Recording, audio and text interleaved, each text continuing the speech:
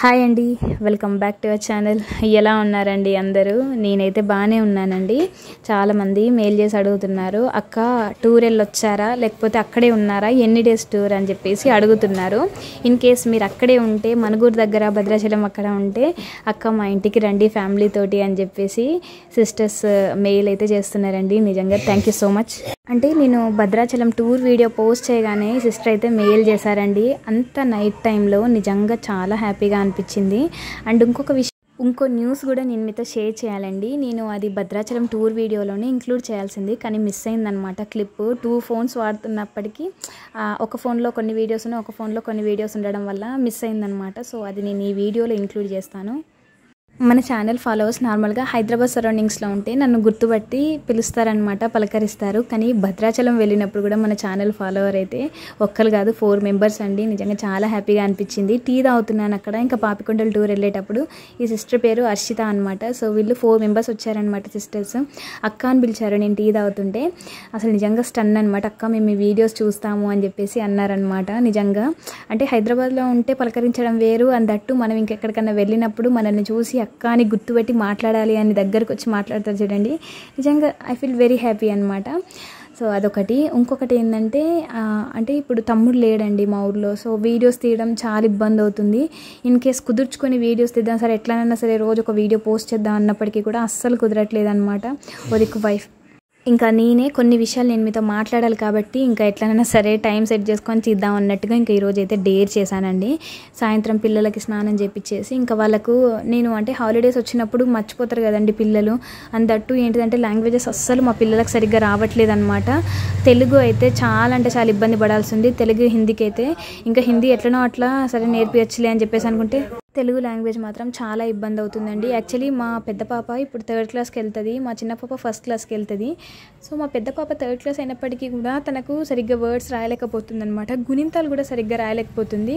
ఎట్లా అంటే స్కూల్లో వాళ్ళకి ఇచ్చే హోంవర్క్ ఏ లెవెల్లో ఉంటుందంటే ఆ హోంవర్క్ కంప్లీట్ చేయడమే పెద్ద టాస్క్ అయిపోతుంది అనమాట.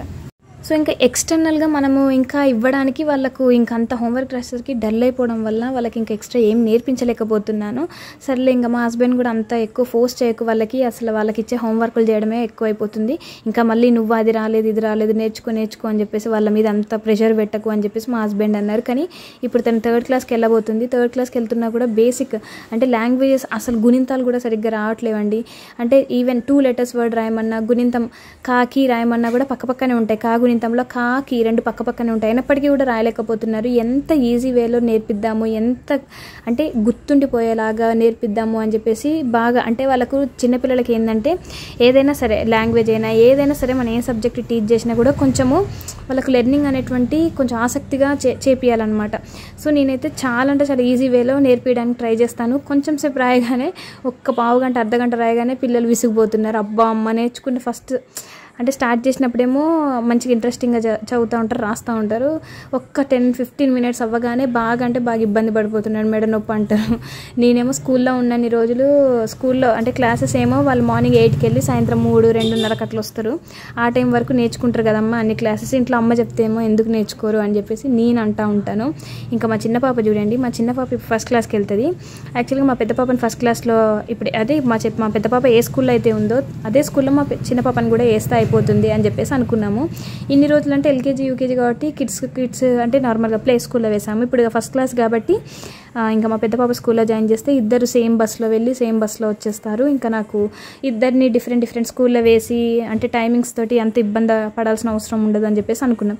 కానీ మా పెద్ద పాపను 1st క్లాస్లో జాయిన్ చేసినప్పుడు వాళ్ళు మినిమం కొన్ని టెస్టులు అయితే పెట్టారనమాట. A to బండిరా వరకు తెలుగు ఆలు, హిందీ ఆలు 1 to 100 నెంబర్స్ రాసి 1 to 50 నెంబర్ నేమ్స్ కూడా రాయమన్నారు.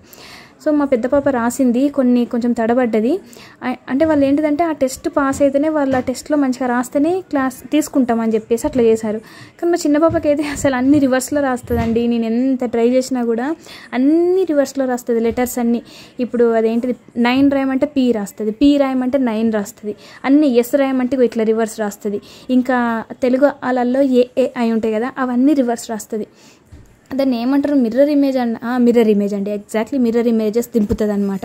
ఎంత తారే జమీన్ పర్ నాకు ఆ సినిమా గుర్తొస్తుంది అనమాట. ఎంత చేసినా కూడా మళ్ళీ స్కూల్లోనేమో మంచిగా బుద్ధిగా ఉంటారు, ఇంట్లో చెప్తేనేమో అస్సలు చదవరు అనమాట. నాకు ఈ వీళ్ళని ఎక్కడికి తీసుకుపోయినా, ఇక హాలిడేస్ అప్పుడు తీసుకుపోయినా బుక్స్ పెన్స్ ఇవన్నీ తీసుకోవాల్సి వస్తుంది. చదువుతో అసలు డిటాచ్మెంట్ అనేటువంటిది లేకుండా అయిపోతుంది. వీళ్ళని చదివించడం కూడా నాకు పెద్ద టాస్క్, ఎట్లా ఇంట్రెస్టింగ్గా చదివించాలి అని చెప్పేసి. సో ఇదేంతో సోది చెప్తుందని అనుకోకండి. ఇంకా ఈ టైంలో ఇవి తప్ప నాకు ఇంకా ఏ మాటలు రావట్లేదు, ఎందుకంటే సిచ్యువేషన్ అదే కాబట్టి నేను సిచ్యువేషన్ తగ్గట్టు ఉంటాను. నేనేదో ఇప్పుడు ఏదో ఇంకా వీడియో చేయాలి అన్నట్టుగా చేయడం కాదు, ప్రజెంట్ నేను ఏ సిచ్యువేషన్లో ఉన్నానో అదే నేను మీకు డెలివర్ చేస్తున్నాను అంతే. అండ్ ఇంకొకటి ఏంటంటే క్లాసెస్ అండి, హిస్టరీ క్లాసెస్ అయిపోతాయా లేదా అని చెప్పేసి అడుగుతున్నారు. ఇంకొక 2 క్లాసెస్ ఏమో ఉన్నాయి. ఆ క్లాసెస్ కూడా అంటే ఉన్నాయండి, నా దగ్గర వీడియోస్ ఉన్నాయి. కాకపోతే ఏంటిదంటే క్లారిటీ అనేటువంటిది ఎక్కువ పెట్టడం వల్ల video length in the sense edit చేసి అది బయటికి రావాలి కదా. మనం ఏదైతే యాప్లో కట్ చేసి పెడతా ఉంటాం కదా అన్ని షార్ట్స్, ఆ చిన్న చిన్న షార్ట్స్ అన్నీ కలిపి వీడియో తీయాలన్నమాట. అది చాలా హెక్టిక్. మీరు నార్మల్గా క్లాసెస్లో ఒక video 10 minutes video 8 minutes video ఉంటుంది కదా, అది కంటిన్యూస్గా తీసిన వీడియో అయితే కాదండి. అంటే అన్ని మల్టిపుల్ ఇప్పుడు ఒక 8 minutes వీడియో అంటే అందులో 2-3 parts ఉండొచ్చు అనమాట. ఖచ్చితంగా ఈజీగా ఒక 2-3 parts ఉంటాయి అనమాట. షార్ట్స్ అవన్నీ కలిపి వీడియో తీస్తామన్నమాట. సో అందులో ఒక్కటి మిస్ అయినా కూడా ప్రాబ్లం. ఇప్పటివరకు మీరు చూస్తున్న వీడియోస్లో ఏదైనా సీక్వెన్స్ మిస్ అయిందా, నెంబరింగే కానీ టాపికే కానీ, మీరు అది తప్పో కాదో చూడాలంటే ఇప్పుడు ఏదైనా వీడియో షూట్ చేస్తున్నప్పుడు ప్రీవియస్ వీడియోకి వెళ్తే నెక్స్ట్ పేజ్ ఏంటిది అనేది మీకు తెలుస్తుంది కదా. సో ఆ నెక్స్ట్ పేజ్ మీరు నెక్స్ట్ వీడియోలో చూస్తారు ఈజీగా.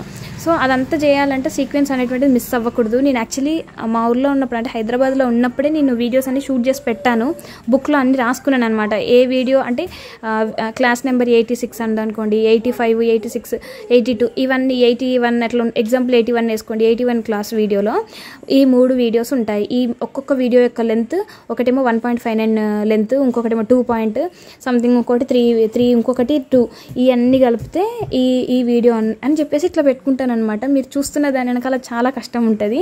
అంటే అందరు కష్టపడరని కాదు, నేను అంటే చెప్తున్నాను అనమాట మీకు. అది మ్యాక్సిమం రేపటికల్లా చేద్దామంటే నేను సండే రోజు అయితే నేను హైదరాబాద్ వచ్చేస్తున్నానండి. ఇంకా మండేకి కొంచెం ఫ్రీగా ఉంటాను.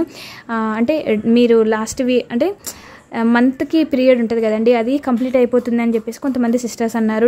నేనేం కావాలని డిలే చేయట్లేనండి, చెప్పాను కదా వీడియోస్ అన్నీ షూట్ చేసి ఉన్నాయి, కాకపోతే సీక్వెన్స్ అనేటువంటిది మిస్ అవుతుంది అనమాట.